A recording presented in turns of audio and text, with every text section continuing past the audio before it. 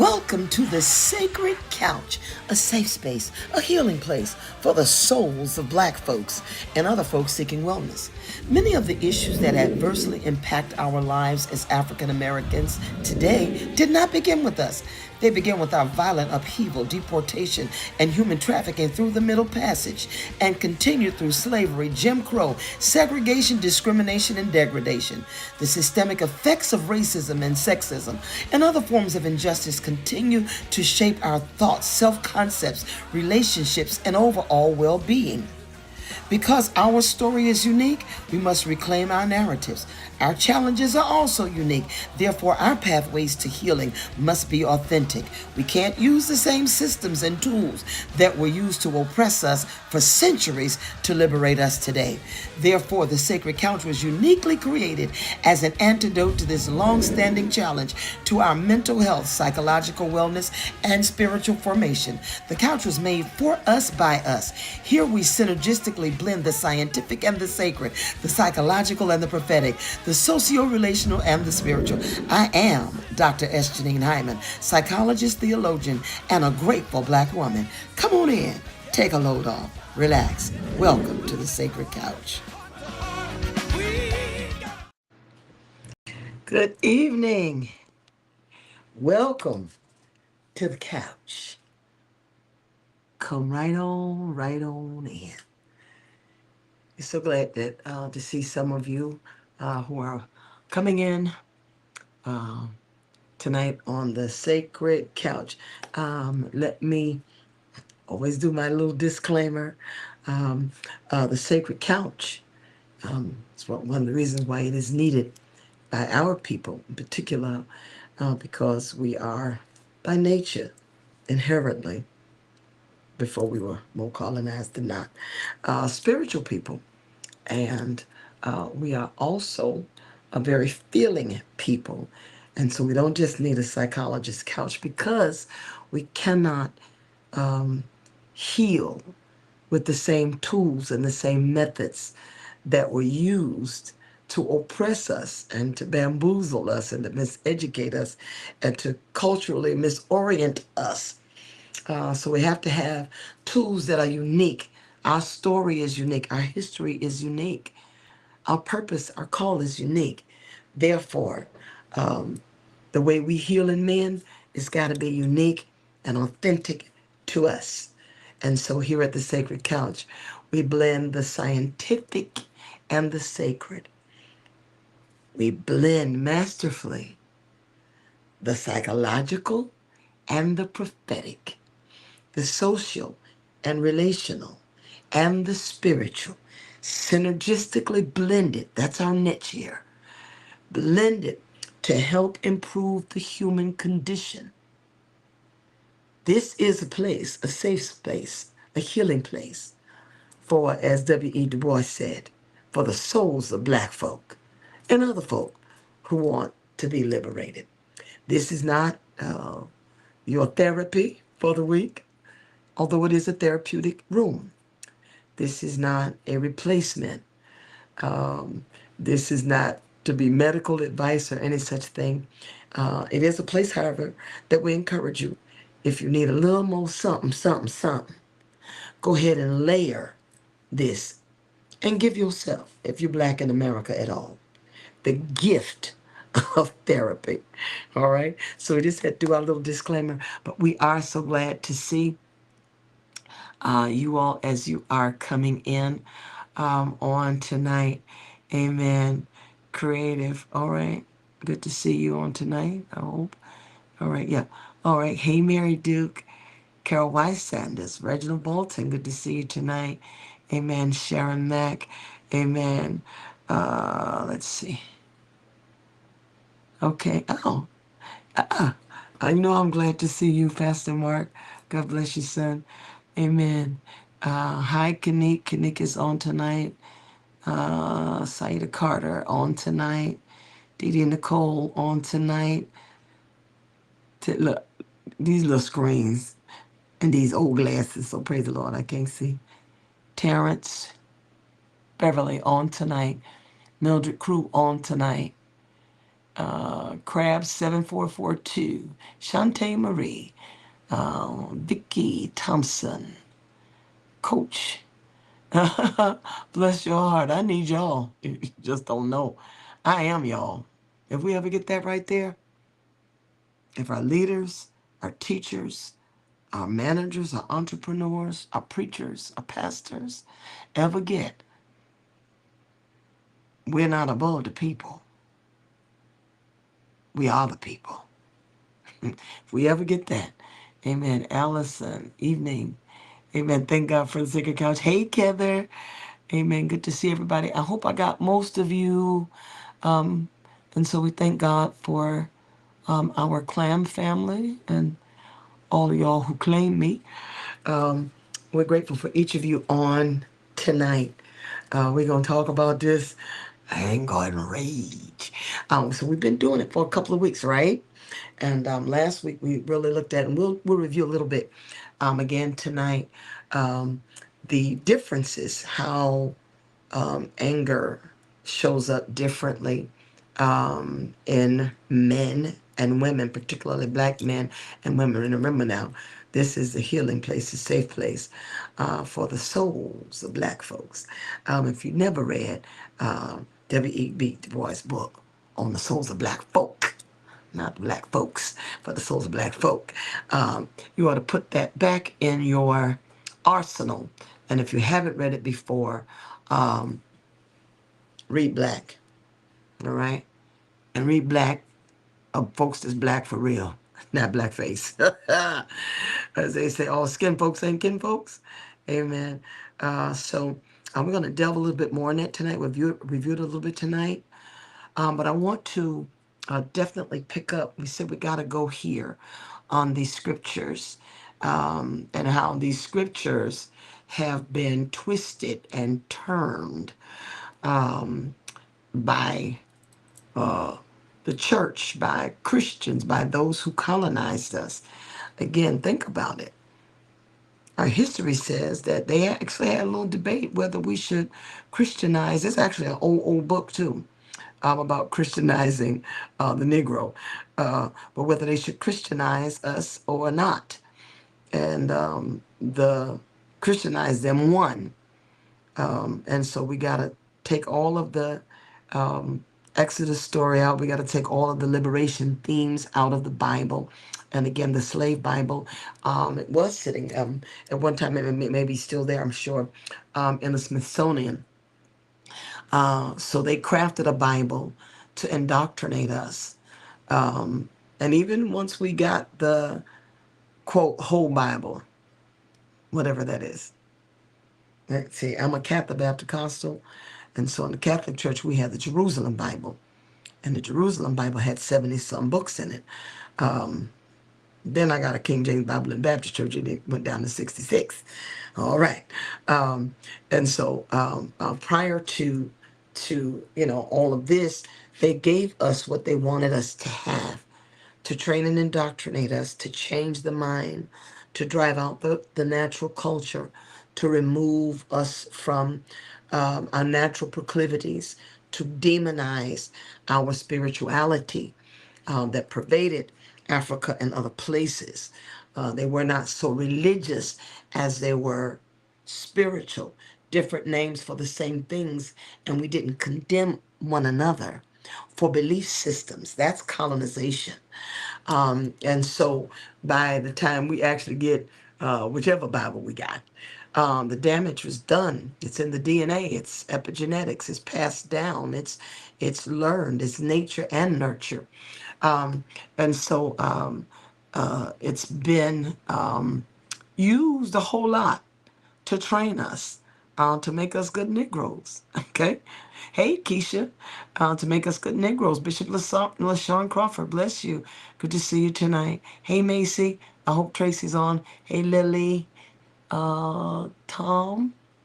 Okay, I don't even know what that is. But you can go ahead on and get off my page. Okay, we don't use language. All right. Hey, Sean. All right. So let's look.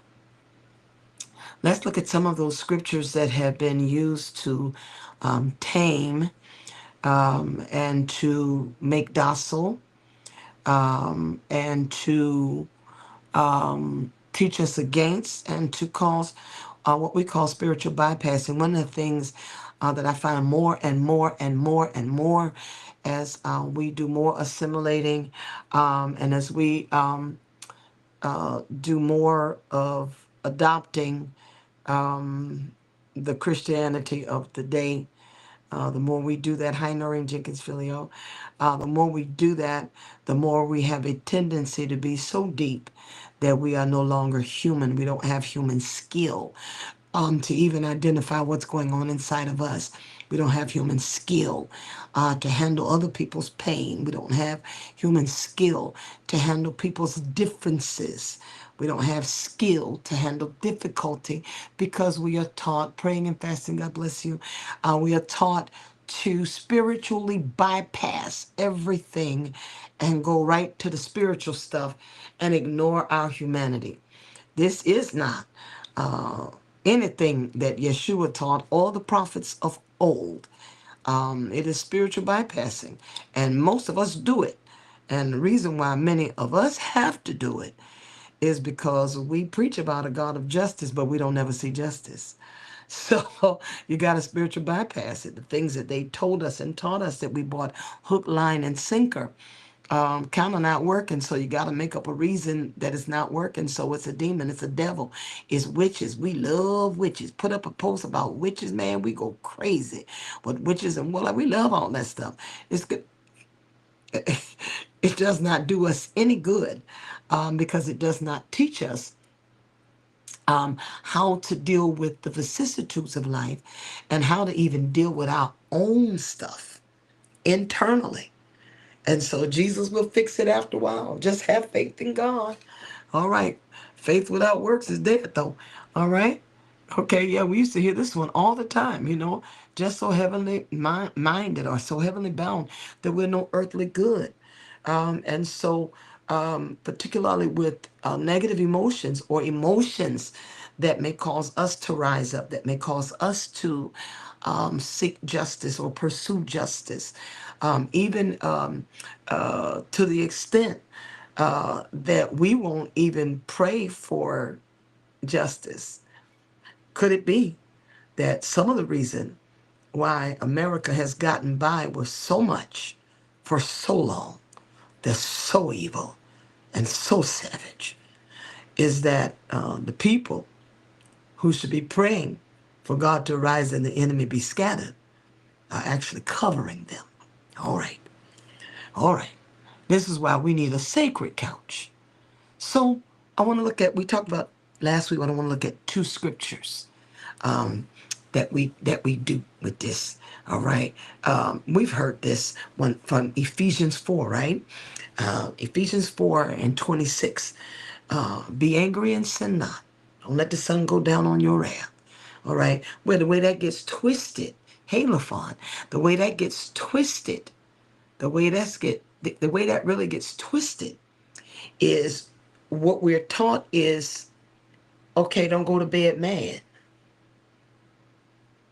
Okay. All right. Then we connect anger and sin, and then we say anger is a work of the flesh. Well, actually, anger is wired into every mammal. It's wired into the aquatic kingdom. It is wired into the mammalian kingdom. It is wired as part of our neurological and hormonal construction. It's in you want to see that's why they call them cat fights. It's in all the animals. Get out of here. All right. Then all the same people that say, and God was wroth. Now God was really angry.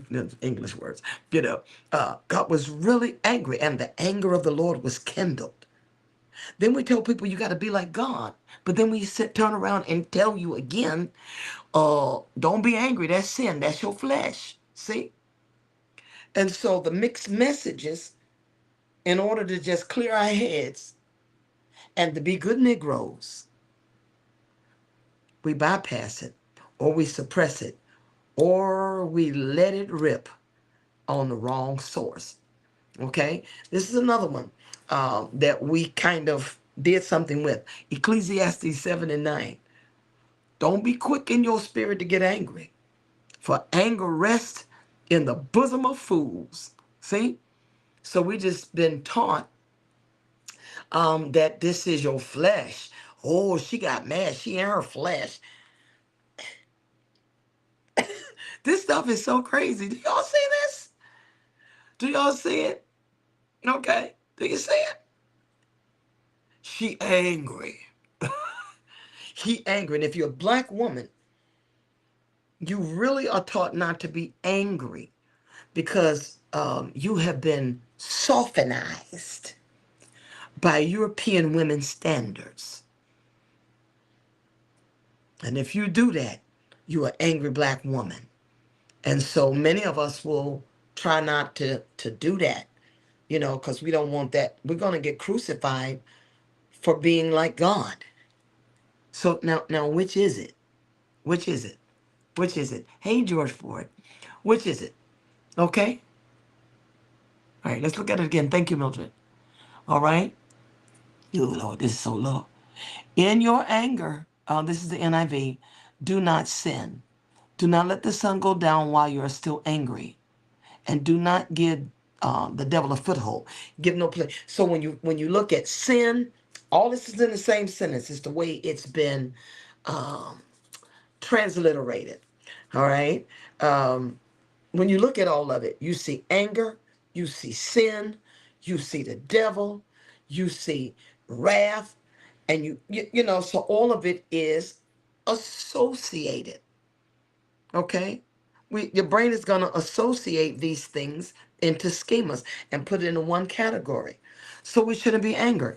All right? So it is something that has been kind of processed out of us. The other thing is we can't let them Negroes get angry, because if they get angry, they're going to raise up. And if they raise up, they're going to retaliate. All right? All right? So there's a fear there. That's right, Carol. We've been softenized. All these stuff talking about, oh, we want your softness. A man wants your softness. That ain't authentic. That ain't authentic. That's not authentic. That's not authentic. Okay? So we're going to dig in this a little bit heavier tonight. Okay? I probably won't get through all of it. We're going to dig in it a little bit heavier tonight.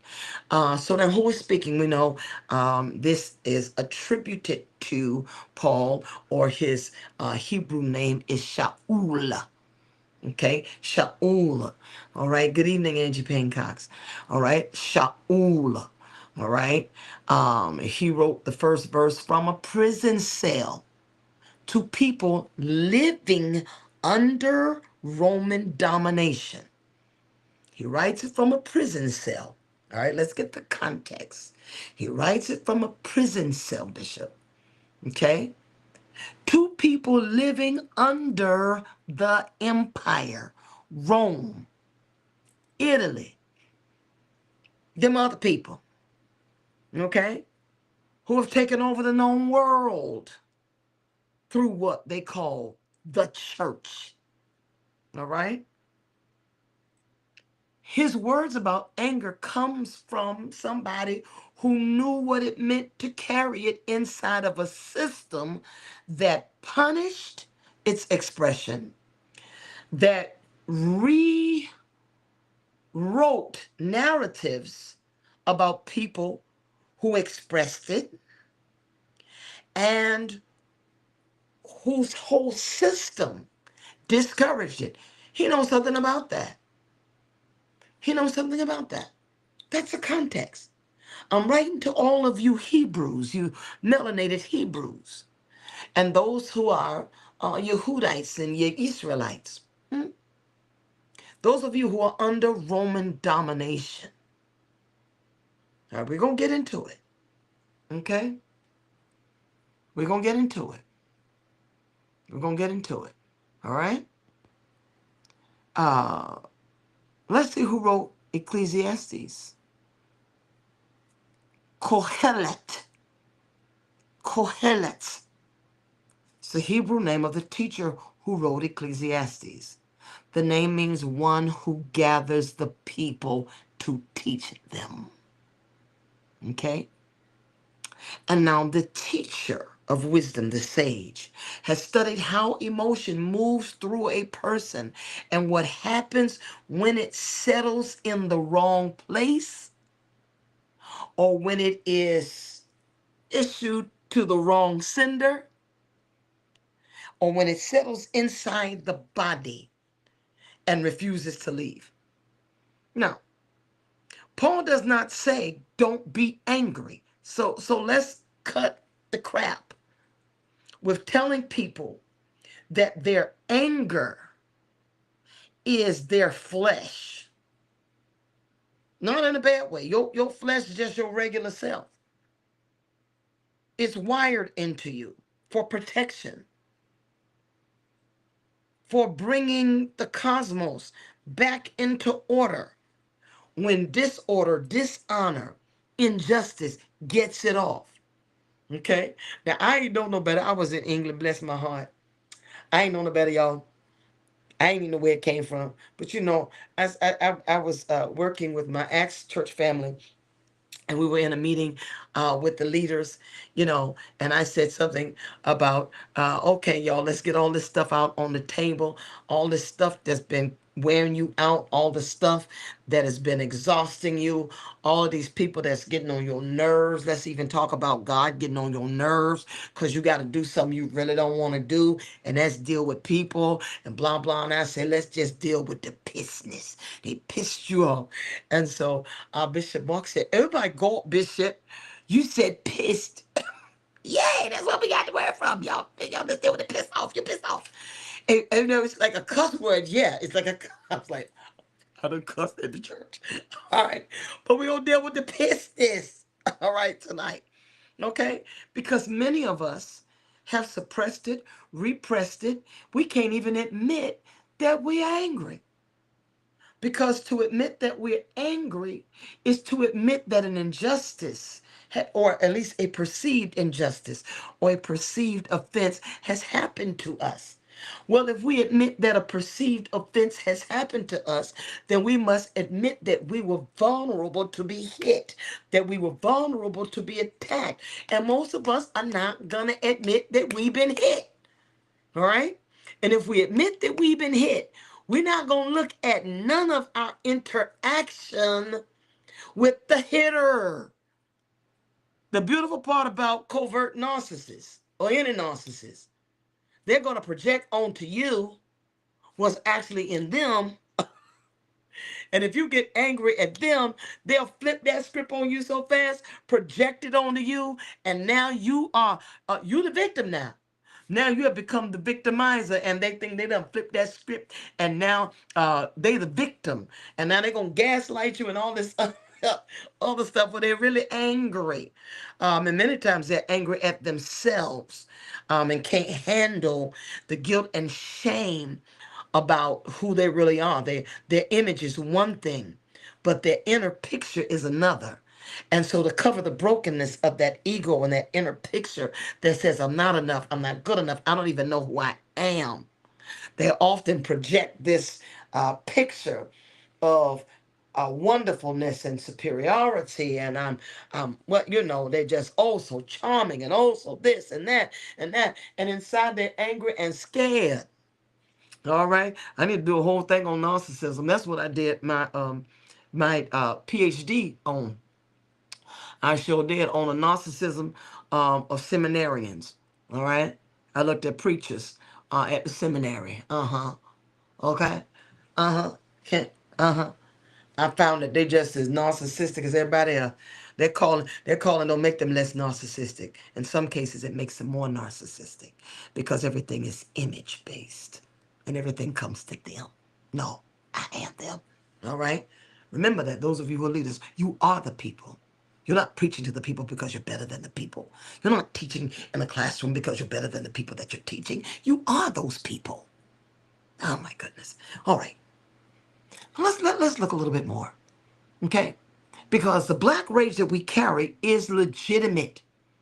Paul does not say your anger is not legitimate while you under here under this Roman Empire trying to be black, trying to be Hebrew, trying to be whatever, trying to be whatever. He's not saying do not be angry. He is saying you need to acknowledge that your culture is being stripped from you. You need to acknowledge that the playing field ain't equal. You need to acknowledge that you're not being handled correctly. You need to acknowledge that they're trying to erase and replace you. You need to acknowledge that they are using you for their good, and then when they get their good, you ain't no good. You need to acknowledge that they're trying to get your spirituality out of you. They lied to you, miseducated you. You need to acknowledge, oh God, I was betrayed. David said if it had been my enemy that did it, I could have borne it, but it was you who's right here beside me. You right. You got to admit. You got to admit. Okay? Because it ain't gonna quit until you admit. And he is saying to be angry. Go ahead, be angry. It reads as a command. It reads as a command. The rage black people carry is not a defect. It's not a deficit. All right? It's not. It matches the definition of the Greek word used here to be angry or gay, as we say it, not orgy. Bless y'all. All right? But orge in the Greek means to be grounded, the whole body anger that rises when you recognize injustice, when you recognize a genuine wrong. Your judgment should stay intact while your body and your emotions feel and experience what happens when injustice, when unrighteousness or unrightness, unrighteous treatment. Righteousness ain't, oh, I'm clean. Won't he make you clean? And no, it ain't that, it ain't that, it ain't that, it ain't that. Matter of fact, the scripture says, sanctify yourselves first. And then the God of peace will sanctify you wholly. Not Holy, but whole. When you do your work, the Spirit does his work with you. So you got to do this. That's exactly what we say. Confession good for the soul. Okay? All right? That's what we say. Confession is good for the soul. I got a scripture for it. Confess your flaws, your shortcomings, your feelings one to another, that you may be healed. All right? Confess your faults, your flaws, your shortcomings, where you miss it, one to another. And pray for one another, or pray with one another. We do the praying, but we don't do the confessing, so that we may be healed. You can quote Isaiah 53 all you want to. You can quote healing is the children's bread all you want to. But the healing strategy that works the most, we don't teach, we don't encourage, and we don't really practice. Because we all right. No, I'm good. I'm good. I'm good. Oh, that's the independent black woman. That's the independent black person who must go on, because if I stop and break down now, I may keep breaking down, and I got to go pay the bills. I got to take care of the children. I got to keep it moving. Got to open the church. Got to open the business. Got to, all right? So understand how much of this is our culture. Our culture. It's culture. Okay? So outrage ain't a defect. It matches the definition of orge, which again is the grounded. It's grounded anger. I ain't all up here because I'm acknowledging it. If we can acknowledge it, it'll keep it from doing all of this. See? Sometimes you can't stop them. When they get on them rages, they do this. You can't stop them. I mean, they're going 40 clips. And people that got that rage like that, and some of it has to do with frontal lobe stuff that goes along with attention deficit, ADHD, and things like that. So some of that is neurological. They just don't, the control is not there. And so once they begin to go off, they can't stop until they unload the whole gun. All right, the whole clip got to be gone. By that time, y'all done shot up the wall. I'm not talking about your, I'm talking about your, this gun right here. Done shot up the wall, done busted up the furniture, and now you go run home and you feel so ashamed, and you go home and you apologize, but the hose is everywhere. The damage is everywhere. Rage has no ration. Rage has no reasoning. You don't reason with rage because once the brain gets there, we talked about this at your school, Pastor Sada. Once the brain gets to a certain level and gets to a certain place, and those hormones get to going off, you can't reason with that. You can't reason with it because now the brain is like, da, da, da, da, da, da, da, da, and the frontal lobe is actually changing and doing this. And so the filters are not there. And they're going to be like, pop, pop, pop, pop, pop, pop, pop, pop, pop, pop, pop, pop, pop, pop, pop, pop. By then, y'all, we done shot up the whole house, burned down the whole house. We go home and we are in shame. And then if we're a little narcissistic with it, we're going to say, you triggered me. You made me do it. That's what most abusers do. Abusers blame the person for triggering them. That's your trigger. That's your anger. That's your unprocessed stuff. Well, she pushed my button. Your button has been exposed for 30 years and you only 40 years old. The button is there. All right. And these are some of the ways sometimes now we're seeing our girls go in it. When I worked in community mental health, I would be in the schools, in Title I schools, and even though I was running the program and doing the clinical stuff, I made sure that I did my clinical stuff with my kids myself. I would allow the counselors to do what they do, but the counselors didn't do what I did, and so we would give them both of it. And sometimes I would say, "Now, what in the world just happened to you? You're 5 and you tore up a room."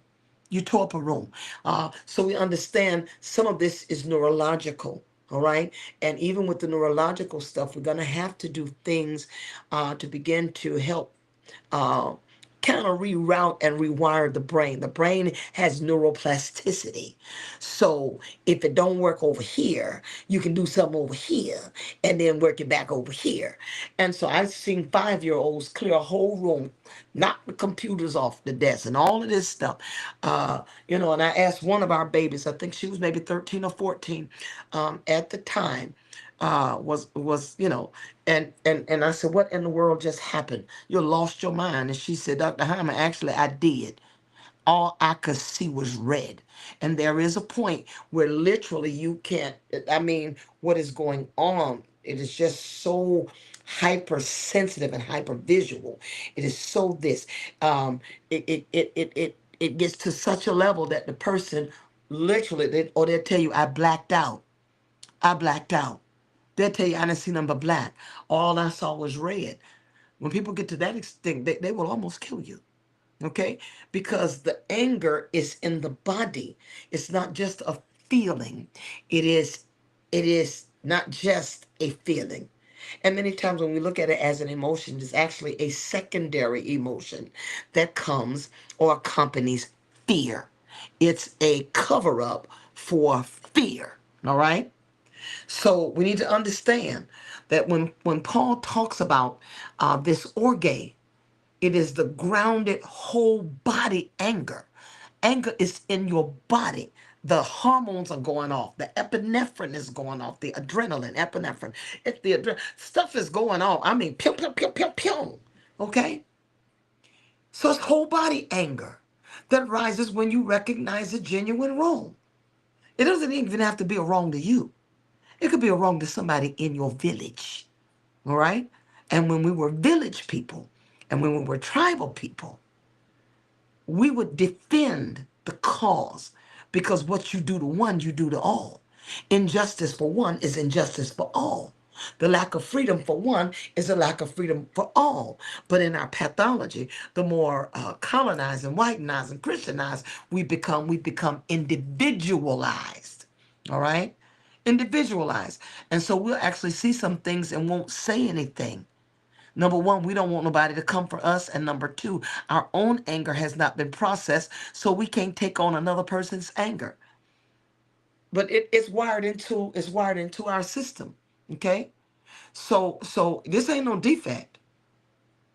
Our black rage matches the orge, the accurate response to documented 400 centuries of wrongness. The record establishes the wrong as a fact, not a feeling. Okay? For instance, enslavement law criminalized black assembly, black movement, black literacy, and authorized violence against resistance. The black codes, around about 1865, 1866, reimposed those controls through vagrancy and labor statutes. Is systemic. Convict leasing converted to black arrest and forced labor on the new plantation called the prison. Okay? All right, y'all talk to me. All right?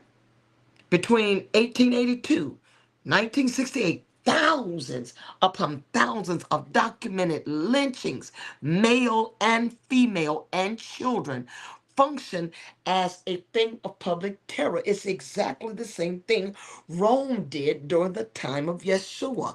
Hung them outside so everybody would look at them who look like them and fear. Everybody would look at them who hung them and feel superior. It was sport. That's sick. That's sick. Okay. So the COINTELPRO, we talked a little bit about it last week, exposed 1971, investigated by the Senate's Church Committee, surveilled and dismantled black political organizations. We found, I said this some time ago, that the waters were going to cry out and the rocks were going to cry out. We're going to find out some truths. Waters begin to recede, and we will see whole black townships that had been burned and massacred. And then the government put on top of it a man-made lake to cover up what it did, and then to use the bodies of these people to grow things in the lake. I mean, the pattern is there. Black anger stayed legitimate while its expression carried a lethal cost. And if we didn't do it, hey Estelle, if we didn't do it lethally, systemically, we did it religiously in our teaching and from pulpits. All right. So now let's look at this here. What happens when the anger ain't got nowhere to go? All right. One of these words that goes with this little anger part, all right, is paragismos. Okay. The prefix para, we use it for a whole lot, means pass or beyond the limit. We say something is paranormal. It's beyond the limit. It's past normality. All right. Anger that traveled past its useful point. Remember, anger is useful. It is for protection, it is for survival, and it is for bringing the cosmos back into some kind of order when injustice and bad behavior has thrown things off. All right? Or protocols, natural protocols have been violated. Okay? So it means to go beyond, to go past. It's traveled past its useful point. It has sat too long inside of your body, and it has settled in as a lasting condition rather than a response to correct something and bring it back into balance. Okay? This is what Paul warns against sleeping on. Don't act like it's not there. No, we're going to talk about that in a minute. Okay? Kasil in the Hebrew, kasil, usually translated fool. Anger rests in the heart of a fool, but it does not mean the unintelligent. It names a person who never examined what was going on inside of them. It names a person who never looked introspectively at what's going on inside of them. People, it calls people who don't know what's going on inside of themselves fools. Not that you dumb, not that you ignorant, not that you no. That's not the best translation. Okay? It does not mean, well, my little light went out again. All right, I ain't got time to fool with it. But it does not mean the unintelligent. Okay? It does not mean stupid. It don't mean none of that. Okay? Trying to think of my little light. See that what happened when you just like see that that's broke, y'all. Let me tell you pathology. This here broke. I bought a brand spanking new one. Been in the box for 3 months. Because I actually like this one. See? See, this part of my stuff. I'd rather use it broke than replace it. Come on. Yeah. Yeah, what else? What else in your life? What else in your life is actually broke that you need to replace it and you won't because you like it? Some things, y'all, is time. All right, y'all gonna get that in a minute. All right. Okay. All right. Now, this conceal is someone who doesn't know what's going on inside of them. They don't know their own feelings. They don't know their own motives. They don't know nothing. Everything is always somebody else's fault. What somebody else did to them. It's never me. It's never me. And when you got this little frontal lobe thing, or you got the little narcissistic piece, you don't ever see what you did to facilitate a response to you. There's always was somebody. I didn't see that coming. Where is this coming from? Why? Why she just went in on me like that? Why he said that to me? They can't.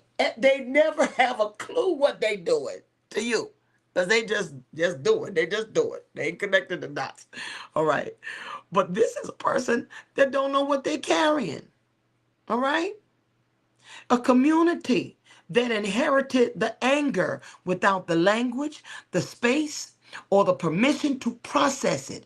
So it keeps getting passed down from one generation to another, epigenetically and environmentally, socially. It's what we learn.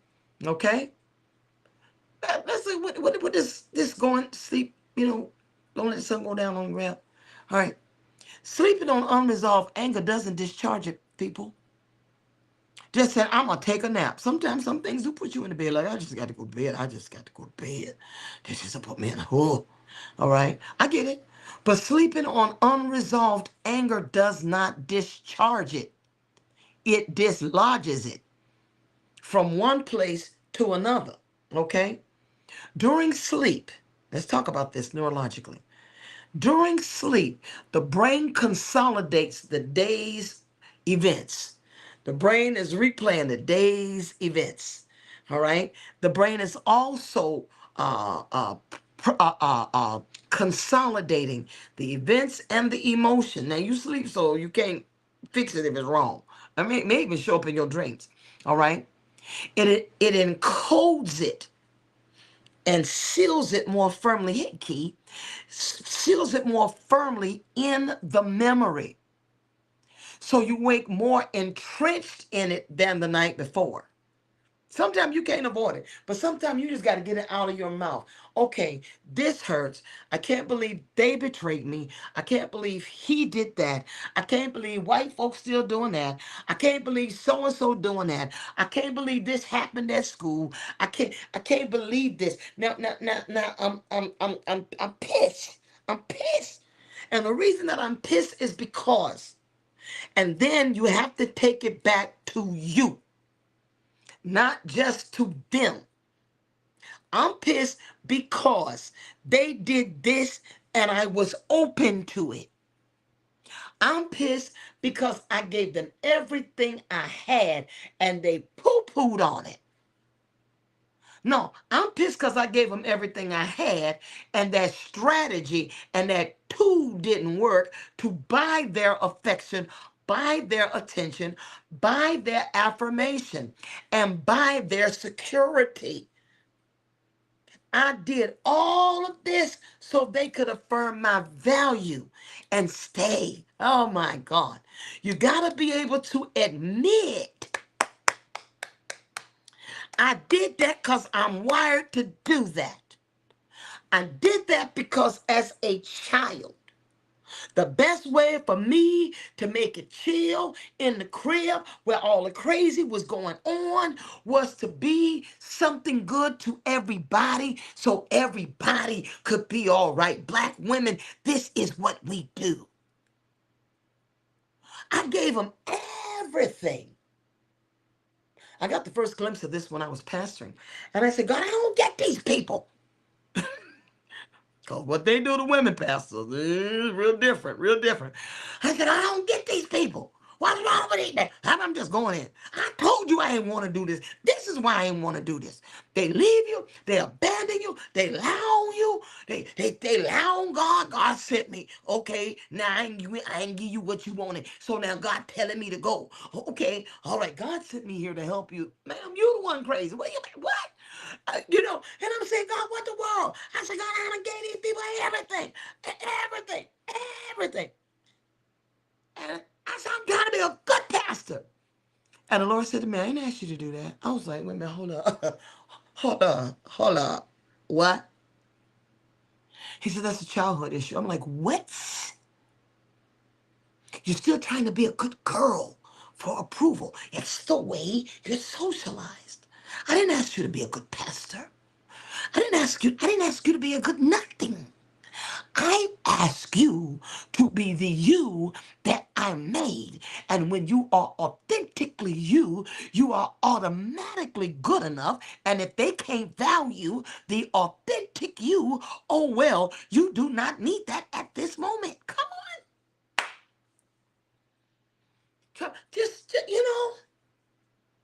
Some of you try to buy your way.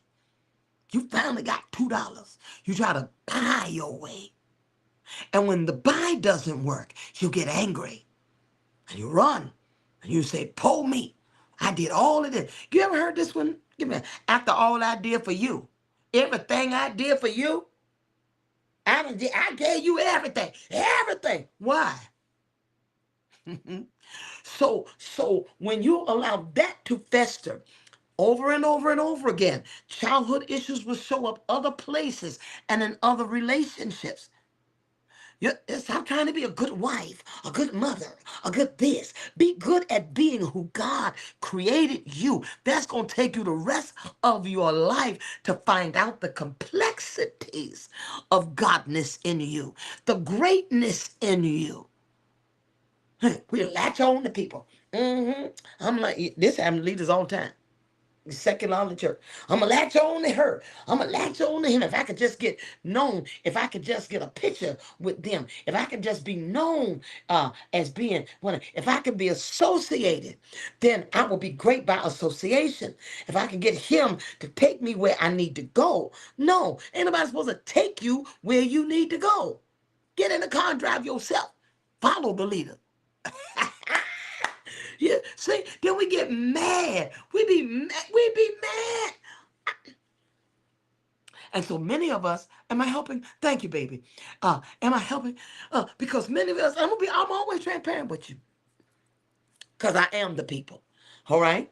And so many times, I said, I did it again. I gave them too much. I gave them too much. When you give people too much, they don't have no value for you. They don't have no value for what you gave them.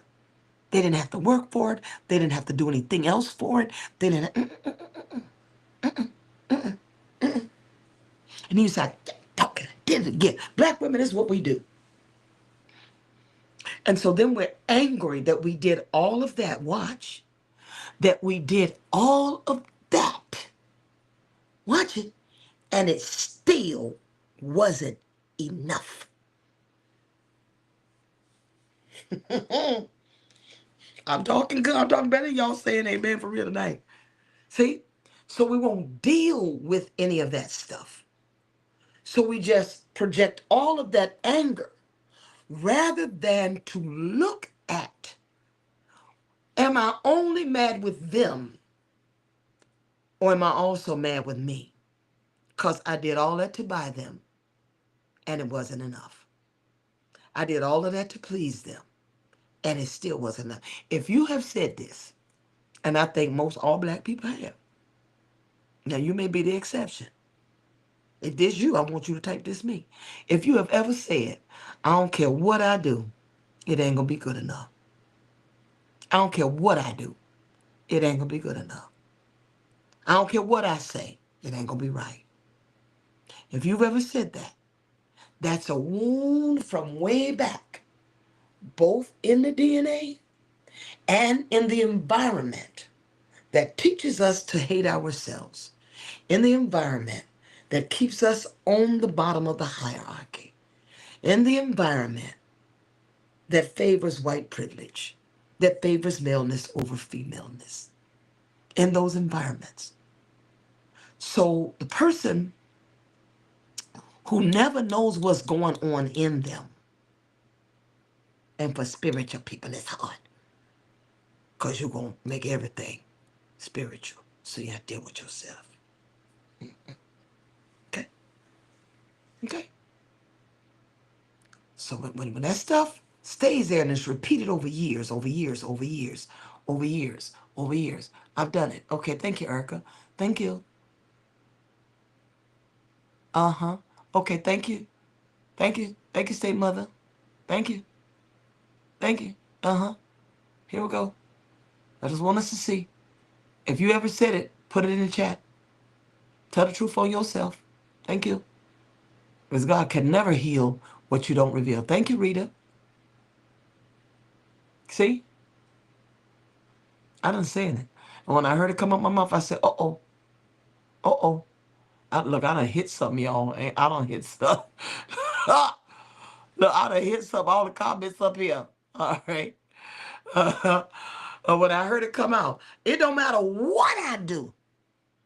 Y'all ain't never going to be satisfied. And in my rant to God about his people, that's when I heard, I ain't asked you to be no good pastor. I need you to be what I made. And for those that value authenticity, those that see your value, it's enough. To those who don't see your value, it ain't going to be enough. Oh, well, I need you to be what I said. Not a good this, not a good that. When you are you, authentically you, and you're at the top of your game because God deserves that, because you deserve that, because the people around you don't deserve the worst part of you. That is arrogant. It's like, okay, you get what you get. Y'all can kiss my... Oh, no, you angry. You angry and you still trying to perform, but you never dealt with the real source of the anger. So we keep living it over and over and over. All right? Okay? Repeated over the year, the anger stops attaching to any single event, not the actual event itself. Over the years. Now remember, now all this stuff now is just combining and it's getting entrenched as you sleep. It is going in the brain and it is even altering the memory. It's altering the memory so that you are the victim alone.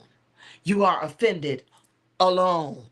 You ain't had nothing to do with nothing alone. Okay? And there's some things you don't. You just wrong place, wrong time. Boom. You know? Um, uh, and so you don't want to take on what's not yours and internalize it and blame everything on yourself. But you do want to be honest. How did I get here? How did this go bad? At what point was I no longer like with this? It's just faking it. What and why? Why did I ignore it? So you gotta ask yourself the hard questions. All right, I have said it. Okay, good. Thank you. Said it recently. Good. Thank you. All right. Anybody else that you have said that? Put it in the chat, please. Okay. Learning how to stop that. Okay. Okay. Okay. Okay. All right. Now, repeated over the year, the anger stops. Okay? It stops attaching itself to the source of it, to the event. Okay? To the thing. It stops attaching itself to it. All right? And then it becomes your baseline. It doesn't attach itself any longer to the thing or the object of the anger. All right? It literally now becomes your baseline state. All right? Paul's instruction to close is to close the account before sleep tracks precisely with what sleep does to unresolved emotion. Okay? Healthy adults with no heart disease. This is a study done at Columbia University in 2024. So you got these adults, right, with no heart disease. Researchers measured the endothelium. That's the vessel lining that lets blood vessels dilate. You know, they dilate, they open, they dilate, they open. So they measured this. What they found, provoked anger measurably impaired that function. Okay? Sadness and anxiety did not. But chronic anger produces repeated vascular injury that accumulates into lasting cardiovascular damage. Why all these black people don't, all these black people got high blood pressure. That's why. Some of it's lifestyle, some of it's food, but a lot of it is this, and they know it. They just say, stress. It's just stress. Okay? Stress. All right. But it is unresolved stress. It is ongoing chronic stress, but it's also, we have nowhere to diffuse this rage because the system, the religion, the institutions, the culture forbid us to show any reaction unless we misdirect it and do it to ourselves. Black on black crime, domestic violence. Y'all ain't getting no whole lot of years for killing your own, because a black body ain't got no value to them unless it's making them money or making them superior. Okay? All right? I want to look at this other research where blacks carry elevated allostatic load. What an allostatic load is a cumulative physiological cost of chronic stress. We carry it across the life course and across every income level. It don't make no difference whether they up here with it, with the income level, down here with it, whether they country, whether they city, it don't make no difference. Across the life course, age, stage, every income level, a degree and a professional job does not erase it. A status does not erase it. We keep looking for status and seats. I can't even tell you how many people are attracted to church seats because the pathology in them is doing something. It ain't got nothing to do with a calling. Oh boy. Or they'll go right into politics, be like, Lord, they're a terrible politician. Why are they here? Because they need to be in charge somewhere, and they think if they have certain kind of status with other people or status over people, that's going to get rid of the thing that's in them that's driving them. But they found out in this study, okay? This is Arline Geronimo's study. They found out in this study that a degree, a professional job did not erase it. The Columbia study names one mechanism by which chronic anger inflicts people at that cost us like this physically. Together, unprocessed anger does measurable structural damage to black bodies, and it compounds across the lifetime. Okay? We did a little bit of this. I'm going to run through it really quick. How the rage presents itself. Reading the signs. Same wound, black women, black men, different presentation. Where a black man has one wound, a black woman has two wounds in the same place. One because of gender, one because of her race and her color. All right? So how does this kind of look? Runs in two directions, mostly. There are many alternate ways. But reactions are disproportionate to the trigger in men. So you should be responding at a 5, but you're responding at a 9. Okay? This is typical for men because men are socialized to be angry. Women are socialized to suck it up. Men are socialized to suck up hurt, to suck up disappointment, to suck up fear. They ain't taught really to suck up business, all right? Anger, all right? So the reaction is disproportionate to the trigger. Trigger is 5. Your reaction is 9. Males, females, whoever this applies to. The trigger is 3 and you're at a 7. If you're at a 7 and that trigger is at a 3, this is built up anger. You done built up anger from 1, 2, 3, 4, 5, 6, 7. That person hits you at a 3 trigger, you got 1, 2, 3, 4, 5, 6, 7 already buried down in there, already rewiring your brain, already got you on the edge. You're not responding to the trigger. You are responding to anger that you think they're going after. You are responding to a wound that you think they're getting near. And if they go anywhere near it, you're going to put that at a 7 or an 8 so that the reaction is always disproportionate to the trigger. That's a way for you to assess yourself. Ask yourself. Ask yourself. Y'all talk to me tonight. Ask yourself. I mean, y'all are really not talking very much tonight. Ask yourself, did that 10, somebody actually took me to a 10 yesterday. I think I was on a 12.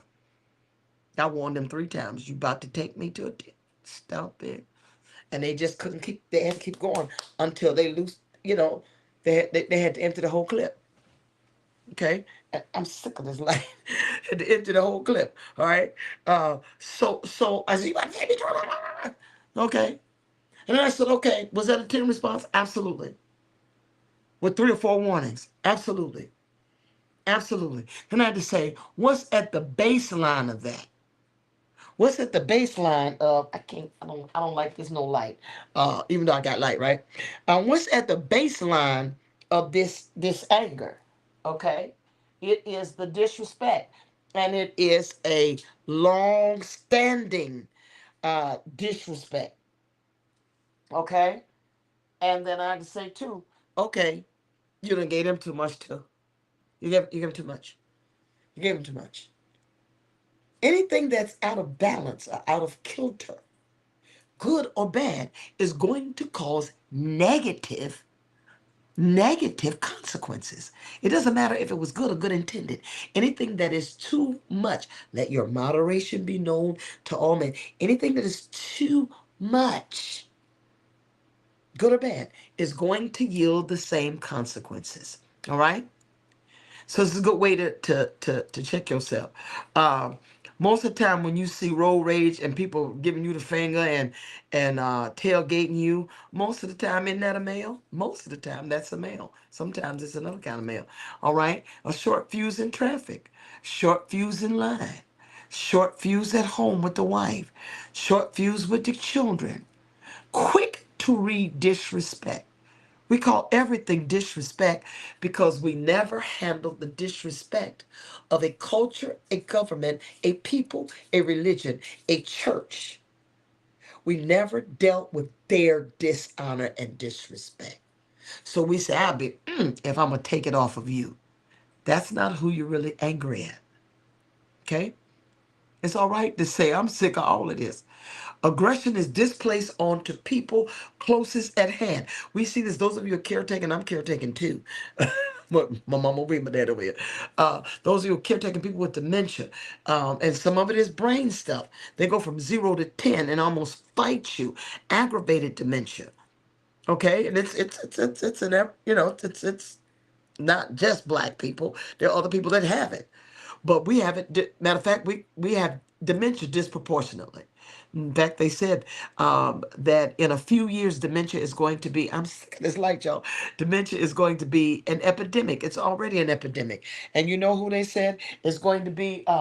The most affected by it, they have already predicted that the people that's going to be the most affected by dementia is black people because there is a trauma, grief, and anger based to it that we have no way of processing. I'm sick of this light, y'all. Getting on my nerve. It's getting on my nerve. Okay. All right, here we go. Maybe now I'll put the new one up. I just be trying to hold on to it because I old like an old shoe. Don't mix up that. Okay. All right, let's get through. All right, because we're close to our time. All right. So we talked about that displaced aggression. In other words, I'm angry here at the job because I'm not advancing. I'm angry here at the job because they won't recognize my genius. I'm angry here at the job because I see the foolishness. I see the whatever. I see what they're trying to do. I see. I'm angry here at the job because bro right here got less than me and they calling me for everything, but he getting a raise and he getting a pay and he telling me what to do, but secretly coming asking me how to do his job. I'm angry at that, but I know if I strike out at that, then I'm not gonna have a job, or I'm gonna have a suit, or I'm gonna have something, a lawsuit, or I'm gonna have something in my record. This is what black women too, because you got it twice. All right. And so when I get home and there's any semblance of disrespect, any semblance of the lack of value, any semblance of it, okay, you can tell because when your women or those around you who are sensitive to you, who know your facial expression, who knows your energy, who knows the sharpness of the shortness of your words, and they say, honey, are you okay? Everything all right? I said I'm all right. I said, then you get angry because they see that you're troubled. Now you're angry because she can see. If she ignore you, you're angry. It's just like, it's crazy. And so we will displace the anger from off of the object, okay, onto something closest to us. We really see this with people with dementia, people that's sick. They go off on the people closest to them because they can trust them people to stay. They think it's without consequence. All right?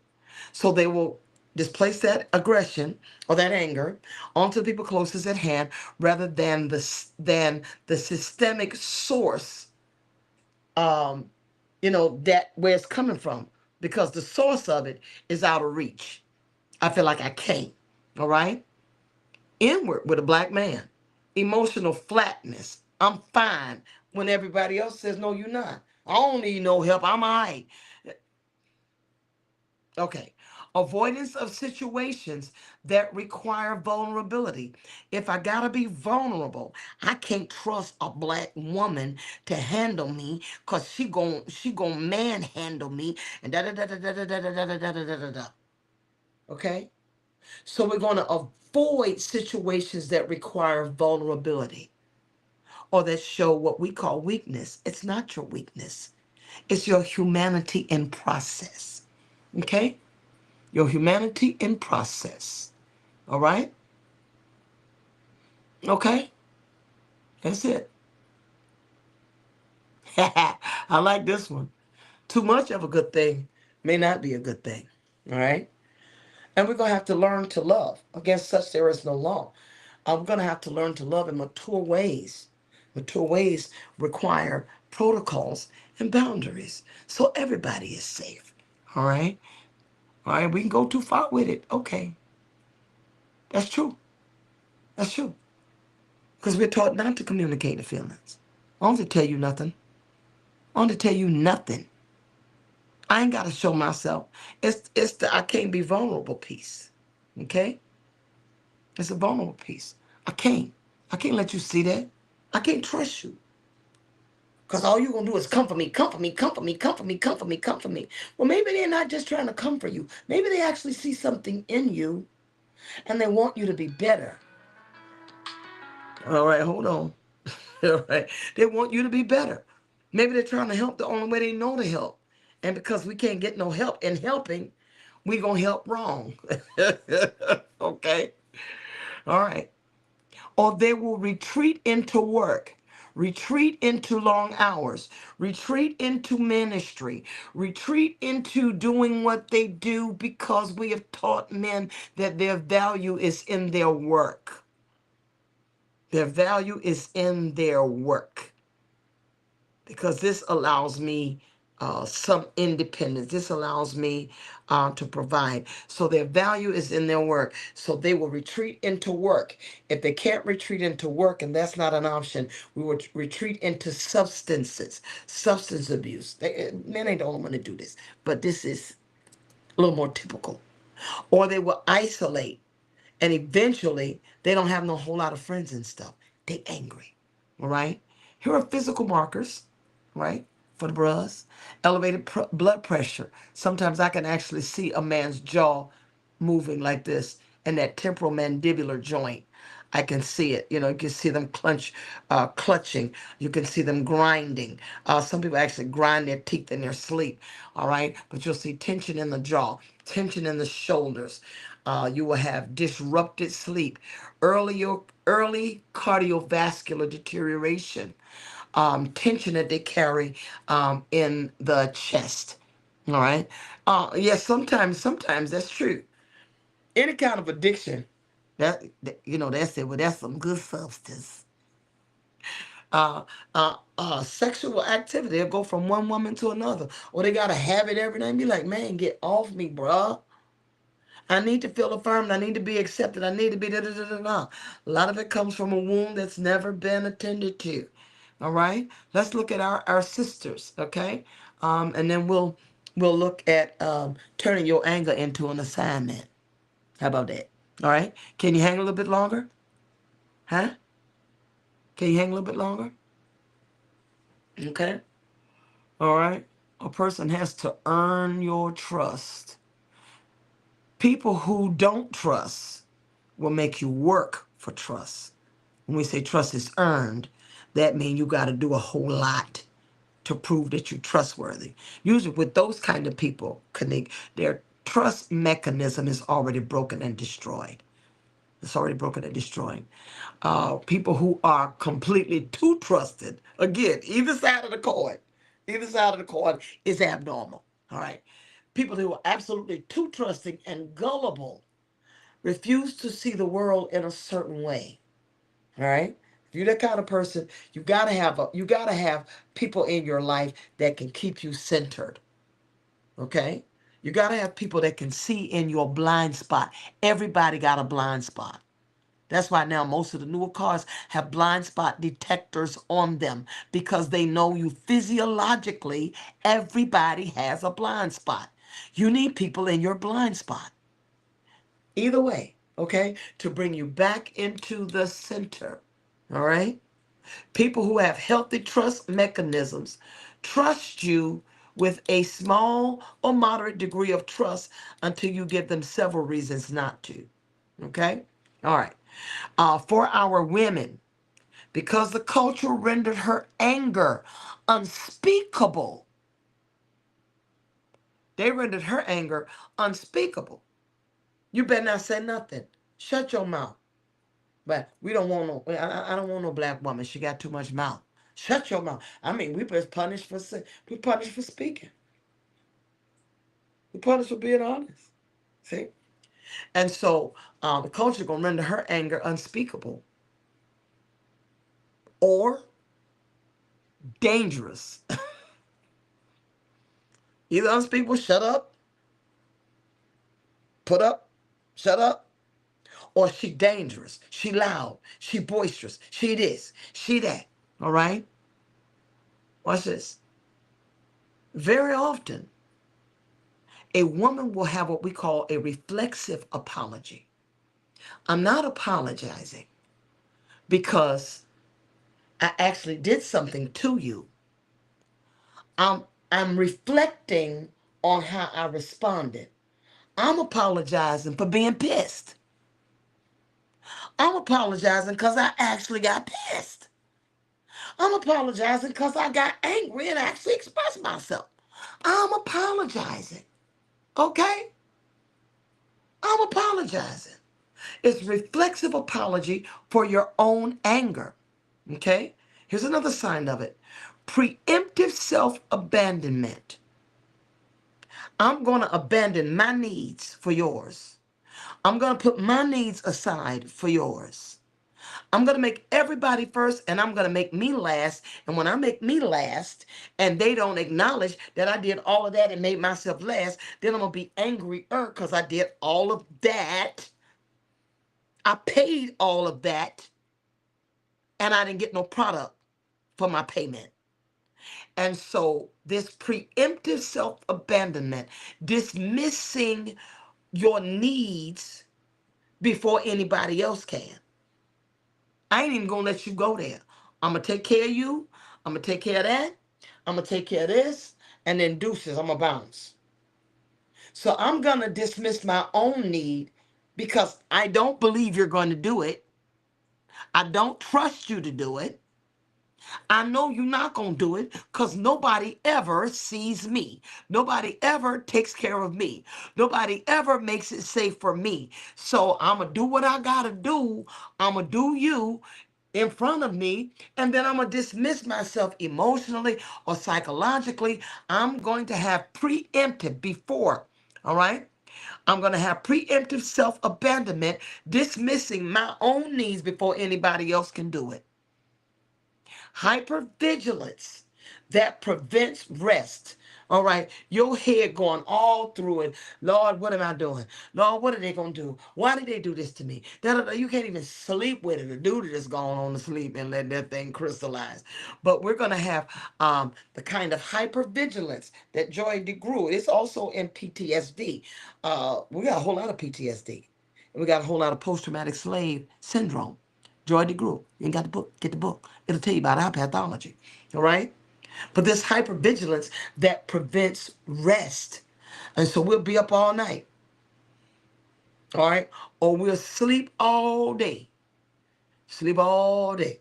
Or I'm just going to bed. I'm going to make it go away. Mm-mm. Here's a physical marker. I know something about this, Mildred, if you're still on. I know something about this. For many of us, we have autoimmune conditions where the body begins to attack itself. My first pastoral assignment, now I'm a Pentecostal preacher, little seminary trained preacher with my little master's degree at that time uh, um, in clinical psych. I hadn't got my PhD and my other stuff yet. But I was there, the Baptist church. And first of all, why y'all call me? I'm Pentecostal. Second of all, why y'all call me? I'm a female and you never had one. Third of all, why y'all call me? Because I ain't scared of nobody. I don't care who you is. I ain't scared of nobody, Man, in that environment is where I first, Mildred, developed autoimmune condition with my thyroid beginning to attack my whole body. These pituitary tumors, benign pituitary tumors that make your stomach blow up, that make your body blow up, make your hair come out, make your nails break, make your blood sugar go up. The body begins attacking itself because the woman does not know how to attack the thing that's attacking her in healthy ways. Fatigue sleep does not resolve none of it. just tired all the time. Sleep, sleep, sleep. Tired all the time. And it doesn't resolve anything. Actually, it gets you further and further down the hole because of things you should be doing, you can't do. And now you're isolated. Now you're tired. Now you ain't got no motivation. Now all of that, blah, blah, blah, blah, blah. Now you're angry at yourself for what you're not doing that you should be doing because you're tired all the time and sleep. It does not resolve it. Pain with no clear medical origin. Okay, again, as my um, late mentor, Dr. Florence Farley, said, rage is anger turned outward, often misdirected, right? Depression is anger turned inward, okay? Depression is anger turned inward, okay? And so we have a lot of low grade and moderate depression. That's why even in church, tell your neighbor, high five your neighbor, run around, crisscross, back it up, baby bubba, back it up, high five. You have to do all of that to try to stimulate people because over time we have become mildly to moderately depressed. Our adrenal glands are fatigued. We are tired. We are grieved. It's perpetual. And we don't even know how much stress it is. You can't even call somebody for service without hanging on the phone 10, 15 minutes. They say you have a 10-minute wait. I'm trying to get my little Social Security stuff straight. My little Medicaid care and all that. You're 10-minute wait. I called back 2 hours, like 10-minute wait. I said, you know what? I'm going to vacuum my floor. I got the vacuum out. Let me get this out. Everything is stress. You can't talk to a person. They don't talk English. You got to wait. You got to press this. You got to do that. And stuff is coming at you from everywhere. From everywhere. Okay? Depression, ladies, particularly in our bodies. And also, I'm seeing it now in male bodies and older male bodies. Depression will eat your joints up. Depression will cause you to have pain and stiffness in your body because the issues, Dr. Cindy Trim says, show up in your tissues. Okay? All right? Okay? That makes sense? All right. There's autoimmune diseases, lupus, thyroid, hyperthyroid, Crohn's, all of this stuff that we didn't used to have. We got it now because our anger is on mute. Okay. Here's the diagnostic tell. It's the same in both. Same in both, male and female. Look for the gap between the reaction and the trigger. Look for a calm exterior over a body paying a hidden cost. Either gap indicates this kind of anger that the scripture talks about. Oh, anger that outlived its moment and took up residence. Oh, anger that you didn't attend to bring resolution to, that outlived its moment and it took up residence in your brain, in your body, in your psyche, in your joints, in your vascular system, in your pancreas. Okay, let's talk about, because I'm definitely right at my time. If this helping, let me know. If it ain't, you can let me know that too. Anger, you need to turn your anger into assignment. Remember this, I don't remember the lady's name, but it's a white lady, and her son was killed by a drunk driver. And what she did over time, because she just kept going down, down, down, down, down, down, down. What she did over time was she developed an organization called MADD, M-A-D-D, Mothers Against Drunk Drivers. And the organization took off. And she put her time and energy into building this organization so that it would not happen to somebody else's kid or somebody else's loved one, particularly the kid. It wouldn't happen to somebody else's kid so readily. So she turned her anger into an assignment. Okay? All right? The healthiest documented use of legitimate anger is to direct its energy. Anger has a lot of energy. And God was wroth. And the fury of the Lord was against them. And he killed them all. All right? Don't kill them all. All right? But anger is supposed to be redemptive, people. Anger is supposed to redeem order. Anger is supposed to redeem cosmos. Anger is supposed to redeem equilibrium and balance. It's supposed to take those who have been marginalized and brought up the front. Okay? Turn your anger into an assignment. Absolutely. So it won't consume you. Mm-hmm. See, for our God is a consuming fire. God don't have a body. So God's anger can consume that which is unjust, that which is unfair, that which is mishandling, that which does not do people right. God is on the side of the oppressed. You have a body. You got to get that out your body. All right. Okay. Um, so the healthiest documented use of legitimate anger is to direct the energy toward building or changing something or make it equal again, to bring resolve. It is redemptive. It is protective. It is provisional. It is a tool, not just of mass destruction. It is a tool of justice and correction of cosmic balance, even inside of here. Let's look at a few people, some of our people. Ida B. Wells. March 1892, white mob in Memphis lynched 3 black men, including Ida B. Wells' close friend Thomas Moss, whose grocery store had competed successfully with the white-owned grocery store. Okay?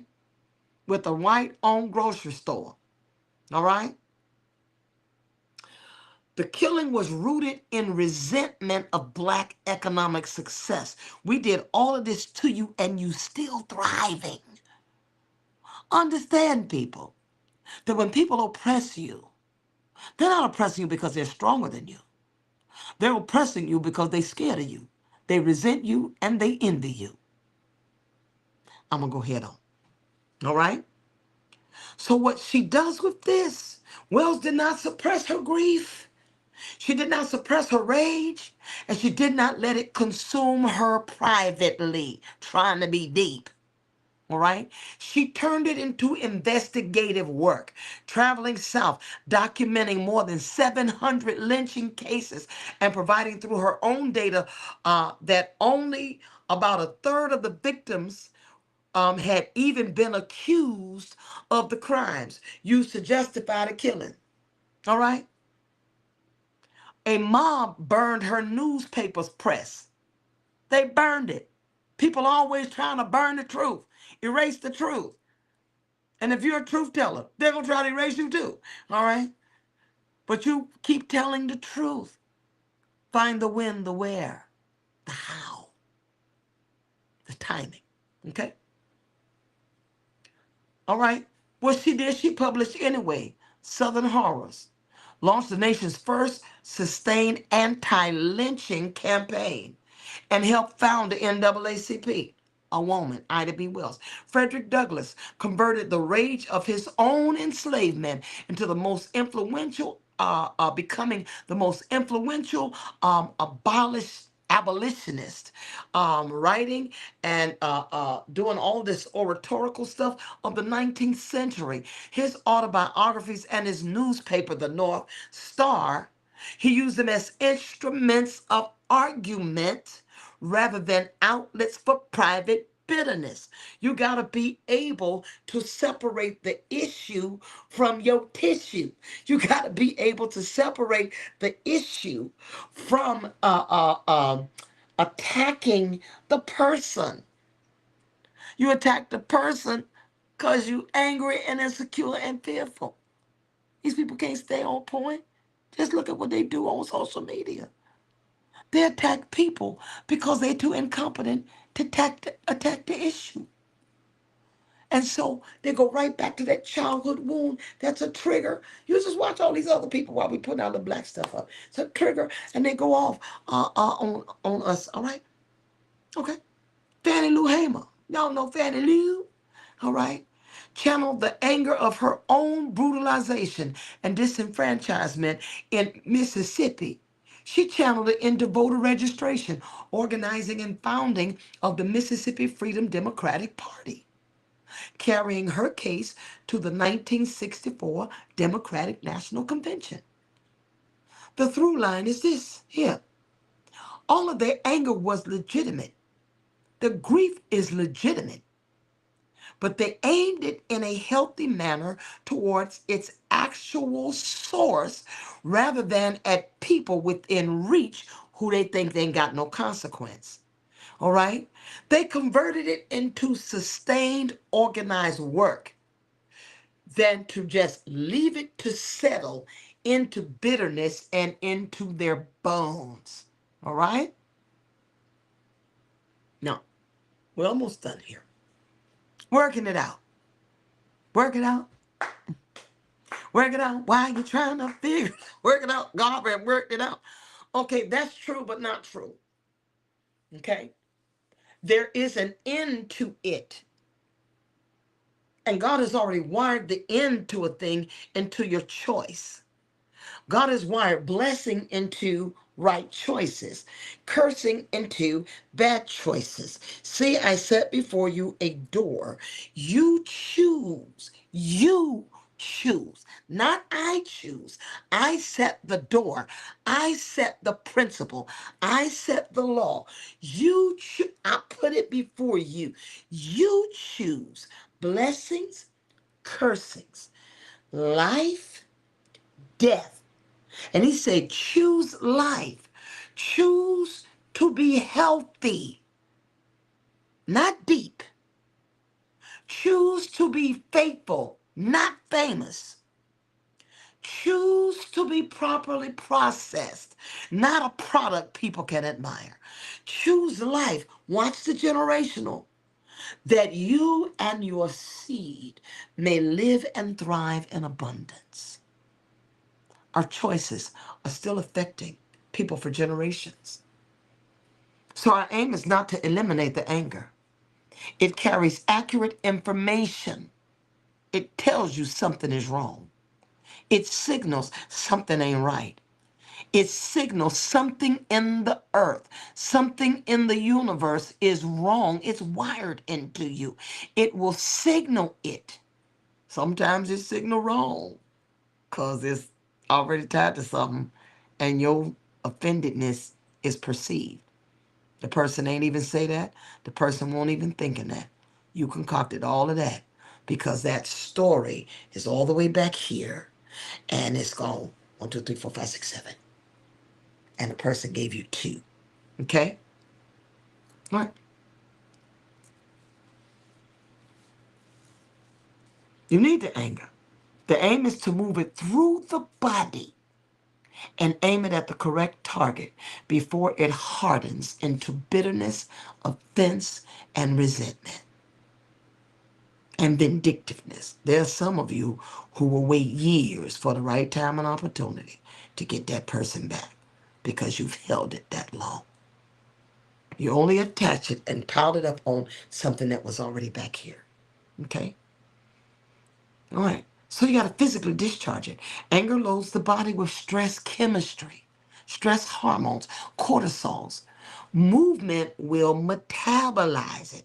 Walking, running, resistance exercise. Put on your shouting music and shout. Drumming. All right, drumming. I mean, it ain't got to be real drums, okay? Drumming, manual labor, cleaning the house, doing something constructive. Strongest when the movement happens soon after the anger rises. While stress hormones are elevated, you want to do something in your body because remember now, anger is a body response. All right, externalize it. So we want the physical discharge of it. Diffuse it. Discharge it. Admit it, hit it, Work through it and start working your body. Work your body. Work your body. All right. Externalize it. Anger held silently grows. Anger spoken or written moves. Name it to a trusted person. Write it in a journal. Write it down privately. Cuss all you want to. You might can't cuss them out. But if you cuss in your journal, there's your journal. Oh, she said cuss. Your journal. All right. All right. On my last class that I taught at Virginia Union, I said, "Listen, y'all keep your journals. Now I do have to read your journal, but I don't allow cussing in my class. Amen. We are seminarians. Y'all get master's degrees. But now in your journal, in your journey, I'm gonna hit some things. I'm gonna hit. I know it's a seminary class, but I'm gonna hit some stuff. All right. And I want you to write it in your journal. I don't care if you draw pictures. I don't care if you cuff. I don't care if you, it's your journal. You're safe. You're safe. I'm not going to judge your journal. All right. You need somewhere to get it out of you. All right. Write it privately. You can even express it in your prayer time. Okay. If you can't be honest with God, God can't be revelatory or truthful with you. All right. The discharge, Paul's sundown instruction, points toward getting it out, discharging it, externalizing it. Then correct target. He says, be angry. I'm telling you, if you don't get pissed, you're going to get run over. If you don't get angry, these Romans going to keep at it. If you don't say something and you don't resist, if you don't do something, they're going to keep going for 400 years. If you don't, black people, deal with what's inside of you. You got to keep fueling and empowering them. And then the genocide works because we were complicit in it. He says, be angry, but do not sin. Be, but watch what you do. Be, but watch what you do. Be is your state. Watch what you do. That's your behavior. Do not sin. Rest on a word that meaning means don't miss the mark. And that's what sin is missing the mark. It's like an archer does this and shoot and the arrow over there and the mark over there. I missed the mark. He said, don't you shoot that arrow nowhere else but at that target. Don't you miss the mark. Most relational damage comes from aiming legitimate anger at available people that you don't value. Available people that you think gonna take your stuff because they've been taking your stuff. All right? So relational damage comes from legitimate anger at available people rather than at its actual source is displaced. One question interrupts most of that. Is this person the source? Or is that simply the person in front of me that I feel safe to act like a fool in front of? Are they really the source? Or am I really angry at myself? Or am I really angry at this? Am I really even angry at God? Listen, people who are pissed off with God because God ain't act like the white God that they taught you, they give you everything you want, they give you everything you need, a God that caters to you, and you find out God ain't catering, some people get very angry. Or some people feel like, well, God, how did you make me messed up? And everybody else got this. Some people have anger and resentment with God. I'm telling you. If they have anger and resentment with God, any authority figure, they're going to have a problem with it and they're going to try to prove that something is wrong with you so they don't have to obey and submit to you. It's old unprocessed anger from a trauma. Okay? All right? Do not sin. Is the person the source or are they safe? All right? Close your day like this. Feelings fully felt tend to pass. Feelings suppressed tend to lodge themselves and stay and hide. Permit the full experience during the day. Then deliberately close the account before you sleep. A finished conversation, a walk. I jotted it down. I prayed about it. I was honest about it. I got it off my chest. I went in another room and I screamed. I punched away. It don't matter. It don't matter. It don't matter. Get it out of your body. Given what the consolidation research shows, carrying it into your sleep keeps it into your life. All right? Convert it into purpose. All right? The mad lady, Mothers Against Drunk Driving, Wells, Douglas, Hammer. I mean, it goes on and on and on. Um, Coretta Scott King. It goes on and on and on. Oprah.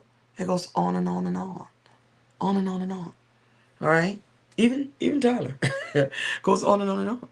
These examples show the highest order use. Channel that energy into building, organizing, teaching, advocacy. That's how you take your power back. Oh, you got me? It'd be a cold day in hell before you get somebody else. See? You take your power back. Oh, you meant this for my evil, Joseph. God meant this for my good.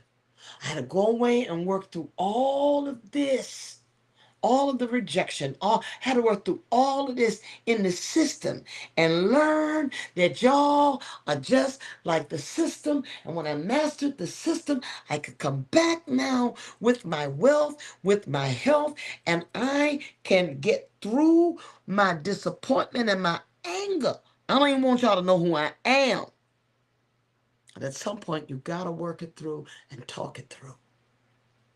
And if this hadn't happened to me, I wouldn't be able to do this with you or for you. The same energy that becomes bitterness when it sits still up in your chest becomes productive and purposed when it is put to work and to good use. Some of this anger is older than the person carrying it. In other words, it's transmitted across generations and was never meant to be resolved alone. Therapy, structured support, the sacred couch, trusted communities. You'll never heal by yourself. What's going to get us through all this stuff that they doing here is our togetherness. We got to come back to village, okay? All right? Because they will provide support that an individual effort alone cannot. We got to do this thing on all cylinders, all right? On all fronts, all right? You want to interrupt the transmission of the womb to the next generation. Okay? Be angry. It affirms the legitimacy of the response. You're wired to respond to that which is not right and that which is unjust. Do not sin. Aim it at the correct target. All right? Be honest with yourself. See your part in it. Do not let the sun go down. A boundary against the anger consolidated into a permanent condition, now supported by sleep and cardiovascular research. Feel it, move it, aim it, work it out, all right? Before it becomes bitterness that damages the body, that damages your destiny, that damages the relationship around it, and that damages how you even feel and see or perceive yourself. Okay? I hope this was a little bit helpful. At some point, let's stop the madness so we don't continue to pass it down to generation. That was meant for evil. God means it for good. For we know that all things work together for good, for the good of them who love the Lord and are the called according to his purpose. Thank you so much, all of you, for your support. Those of you who are sharing, like, tag, and share. I want you to, because I'm eventually going to move this, but I want you to begin to please hit the subscribe button. Go to the Sacred Couch. It has its own YouTube channel now. Go to the Sacred Couch. And if you ain't see the thing on weed, go on the Sacred Couch and see that thing on weed. All y'all smoking, and your children smoking, your husband and your wife smoking. All right? See it, because it is genocidal, the things that they're not telling us. I hope this has been helpful to you. Thank you for those of you, the information is on the bottom, scrolling across the bottom, who want to support the platform. I hope this has been helpful to you. I ain't sure where we going next week, y'all. But I'm telling you, we're going to do a whole month on from rage to relationship. May not get to that until September or August. I don't know. I don't know where we're going with it. I don't know where we're going with it. We'll see next week. If you have something that you want to do, with regards to this, please put it in the chat. Even after we go off, put it in the chat. I may be able to kind of take off from there and see where we're going. Maybe next week we'll have Apostle Jackson, Ezrian Jackson, back with us to talk to us about her lived experiences as a black woman. Let's talk about the anger. All right. And let's express it. Let's get it out of your body. It must find healthy expression. As my pastor and apostle says, Archbishop Olive C. Brown says, whatever you don't deal with privately will deal with you publicly. You've been watching The Sacred Couch. We'll see you next Tuesday. Well, beloved, my assignment here tonight is up, but our journey together shall continue. Thanks for sharing this special time and safe space with us here on the Sacred Couch. Remember, you are fearfully and wonderfully made. Your divinity is of God. It's perfect. It's our humanity that needs healing, repair, and restoration. This is a spiritual process. It takes time. It takes work. But I declare, becoming your authentic self is worth both the work and the wait. Until next time, beloved, continue reclaiming your narrative, recovering your authenticity, and realigning with the divine. I am Dr. S. Janine Hyman. Take care of yourselves. Take care of one another. We'll see you back here next week on the Sacred Couch.